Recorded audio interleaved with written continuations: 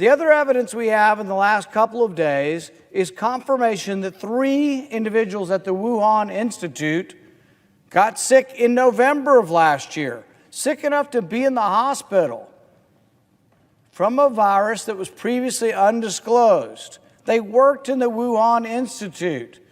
We're told this came from the wet market lab, from exotic animals, but not one animal tested positive for the virus.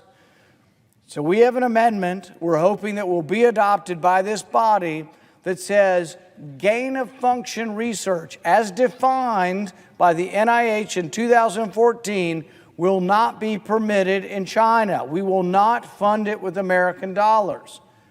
But it's like so much waste in government, I think there's no reason to be sending any money to China for research. They're a rich country. For goodness sakes, we're worried about them outcompeting us, stealing our intellectual property, and then we send them millions of dollars to do research. Why don't they spend their own money? And do we trust them enough? Are they open enough to tell us what's going on in the lab that we want to give them money? I think without question they have not shown this. And now we're finding out that people were sick in the lab in November. There's a great deal of circumstantial evidence now that NIH money went to the Wuhan Virology Institute. There's a great deal of evidence, at least suggesting that the pandemic may have started there. We don't know for certain. I'm not saying that it did, but there is evidence now that suggests that it might have. Number one, there is no animal host for COVID-19. We have not found, of the thousands of animals we tested in the wet market, none of them had COVID-19.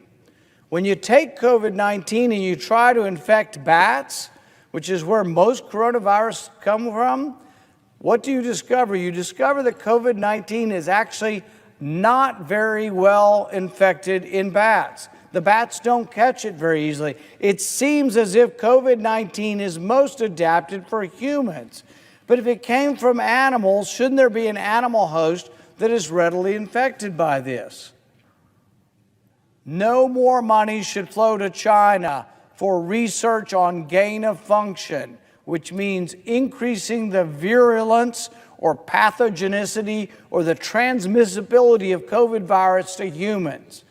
So I urge this body to adopt my amendment, which says from here on out, China doesn't get any money to create superviruses in a lab, and we should continue to investigate this because 3 million people have died worldwide. We've disrupted the entire world's economy over a virus. If it came from a lab, we need to know it, and it needs to be fully investigated.